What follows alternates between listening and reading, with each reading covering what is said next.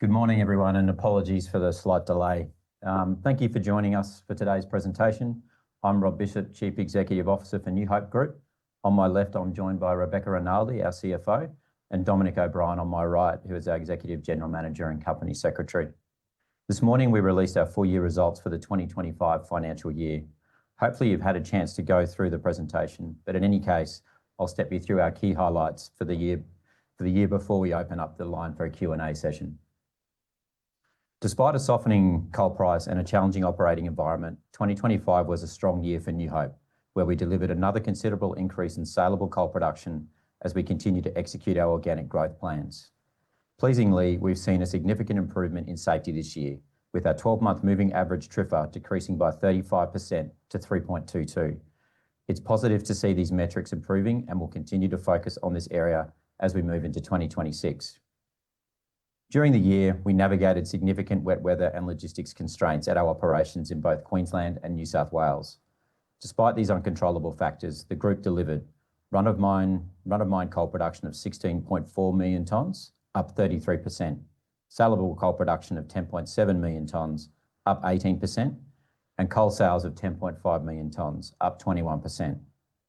In terms of our financial highlights, we delivered an underlying EBITDA of $766 million and a statutory net profit after tax of $439 million. Both earnings results were largely impacted by lower realised pricing, with the Newcastle export coal price hitting a four-year low during the 2025 financial year.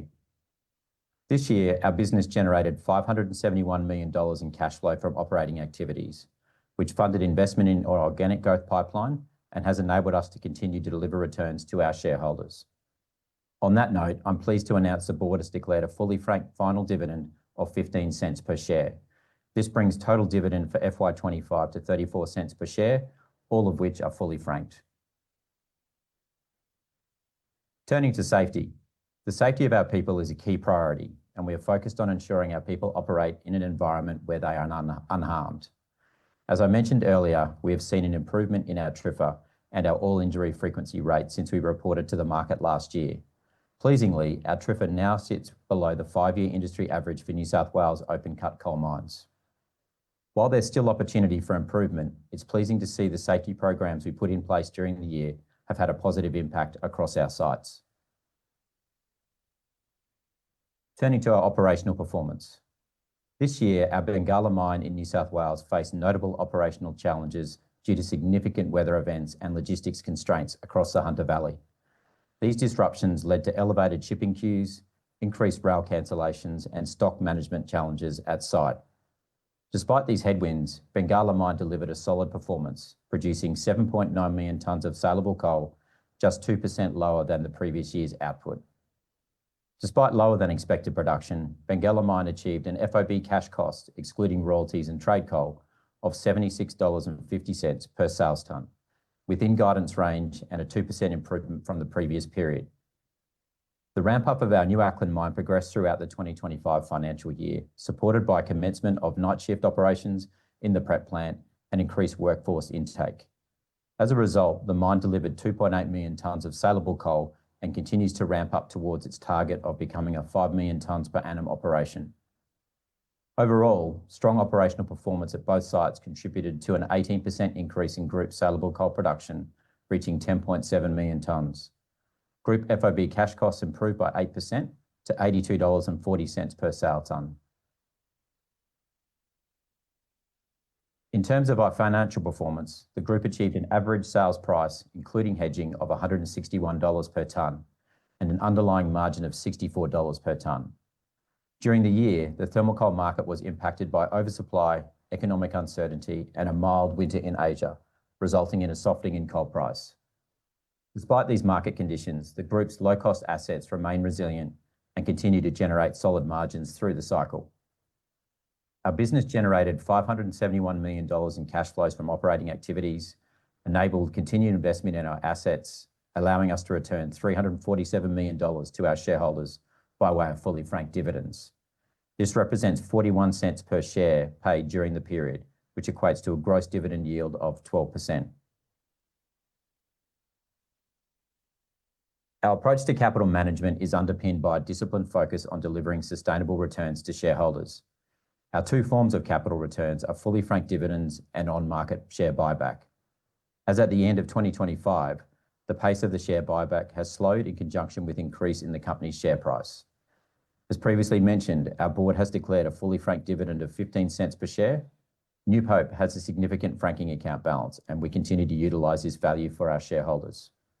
Today, and in conjunction with our results release, we announced the introduction of a dividend reinvestment plan, providing shareholders with the option to reinvest their dividends.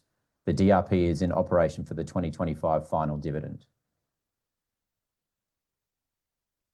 Our group strategy is to safely, responsibly, and efficiently operate our low-cost, long-life assets with a focus on disciplined capital management, providing valuable returns to our shareholders.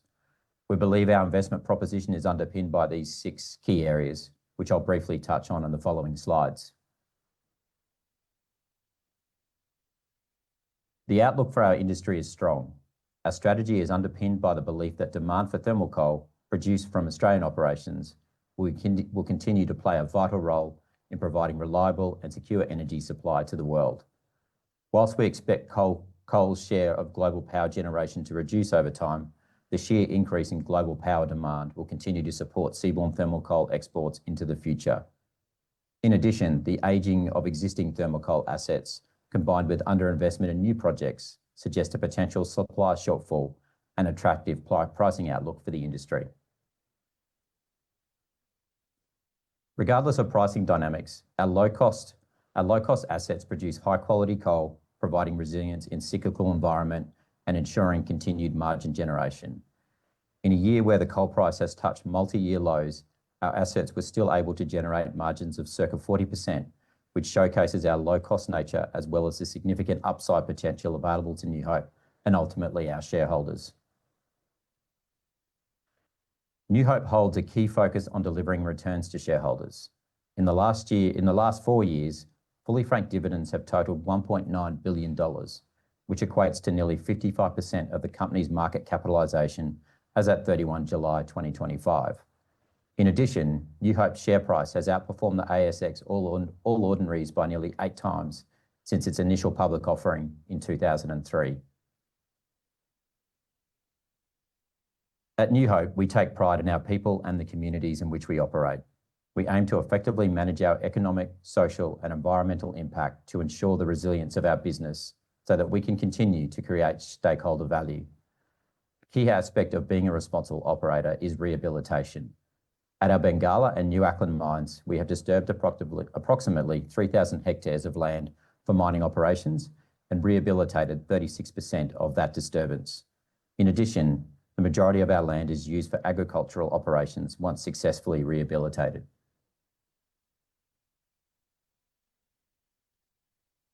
Looking ahead, we remain focused on the organic growth of our business throughout the continued ramp-up of New Acland mine, the sustained production at Bengalla mine, and the development of Malabar's Maxwell underground mine, all of which are low unit cost assets. Our pipeline targets a significant increase in coal production over the next 3 years, which represents low-risk, cost-effective growth.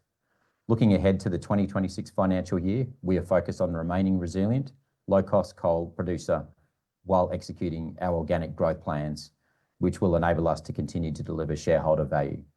Thank you very much. I'll now hand over to the operator to start the Q&A session. Thank you. If you wish to ask a question via the phones, you will need to press the star key followed by the number 1 on your telephone keypad. If you wish to ask a question via the webcast, please type your question into the Ask a Question box. Your first question is a phone question from Rob Stein from Macquarie. Please go ahead. Well, thanks for the opportunity. Just looking at slide 14 of your presentation, you've outlined a growth program or a growth profile. Just sort of chipping into it a little bit more, notice the Maxwell mine progressive ramp up and the long-term rate there providing an indication of absolute volumes. Just wondering if you could comment on that as to how you see the ramp up potential of the mine, and then similarly just looking at the constant sustained basis of Bengalla, just thinking through the long-term capex requirements there. Sure. So I guess with our organic ramp up, we're looking to double our production from, I think your first question was in relation to Maxwell Mine, Malabar's mine. That is already in ramp up. Board and pillar pit is fully operational. And really the material increase in tonnes will come from the longwall pit or the Woodlands Hill pit, when we should see first longwall coal first quarter calendar year 2026. So from that projection, and you can see the uplift on that chart, that should get up to around sort of 6 to 7 million product tonnes from that operation around about sort of FY29 onwards. So, and then I guess with regards to Bengala, growth project there has been very successful. Both the prep plant and the pit has achieved targeted production from that growth project, albeit hampered by uncontrollable events offside. So you would have seen in the report we touched on weather events and resulting logistics impacts. So that's hampered us in the final quarter of the FY25 year, and it continued to hamper us into the beginning of this year. And we'll be putting out guidance for this year, I think, in mid-November. So just as a brief follow-up, then Maxwell, you've got 6 sort of ramping up to the 6 million tonne rate there. That's what we should be looking at modelling and taking forward in terms of a view on the mine's potential.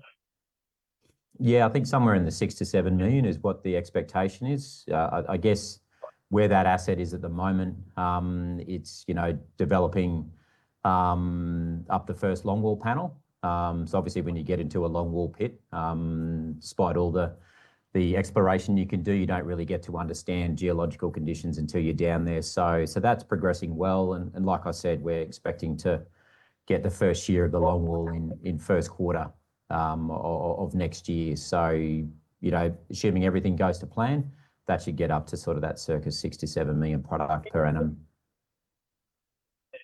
Epic, thanks. I'll pass it on. No problem. Thank you. Once again, if you do wish to ask a question via the phones, you'll need to press the star key followed by the number 1 on your telephone keypad. We'll now move to our webcast questions while we wait for any other phone questions to register. Your first webcast question reads, with thermal coal now having retraced back to 102 per tonne, what are your views on the state of the market? Anything we could look out for into the second half other than typical seasonality in coal demand in industrial production and renewable energy generation? Thank you. Yeah, that's quite right. And I think we've almost dipped under $100 for the Newcastle index. So pricing is certainly challenging at the moment. We've seen good, consistent supply across the globe of thermal coal. And we've also seen the impact of low coking coal prices affecting thermal coal, with some semi-soft product being pushed into the thermal coal market. So if you overlay a fairly soft demand for this calendar year, that's obviously put downward pressure on pricing. As to what that's going to do moving forward, it's a good question. I think there could be some restocking as we go into the Northern Hemisphere winter, which is those typical cyclical changes which you mentioned. But I think our view is, we don't see a significant increase in coal prices in sort of the next 6 months or so. I think, that oversupply, which I talked about, that really needs to push itself out of the market, and we'll see what this Northern Hemisphere winter brings. Thank you. Your next webcast question asks, during the new year, New Hope Group increased its equity interest in Malabar Resources Limited by 3% to 22.98%. Is the business looking to increase its equity interest in Malabar again this year? So I guess overarching, our key focus is our organic growth, which we've touched on at both Bengala and Acland. Yes, we did take an additional 3% in the financial year just gone, and that was really off the back of an approach from another major shareholder. I guess with all M&A, we consider acquisitions as a put forward. But obviously any acquisition we do would need to meet, stringent returns, etc. And obviously with the soft market at the moment, we'd need to take that into account. Thank you. Your next webcast question asks, your final dividend is much higher compared to what your peers have announced. Are you able to sustain this level of dividends in the current coal price environment? Yeah, no, it's a good question. And, you know, as always, we like to reward our shareholders with dividends. And I think the 15 cents, you know, fully franked, which we announced today, has been well received. I guess our underlying assets really put us in the position to reward shareholders. They're, you know, low strip ratio and as a result, low cost. We put a lot of focus on cost control, and as a result, we continue to make a strong margin even in, you know, the cyclical lows, which we're seeing right now. So we're confident that's going to continue, you know, and we'll see what this year lies ahead for us. Thank you. There are no further webcast or phone questions at this time. I'll now hand back for any closing remarks. Well, thank you for joining, and again, apologies for the delay in our start, a few technical issues, but it's been a pleasure delivering this result, and we'll see you next time. Thank you.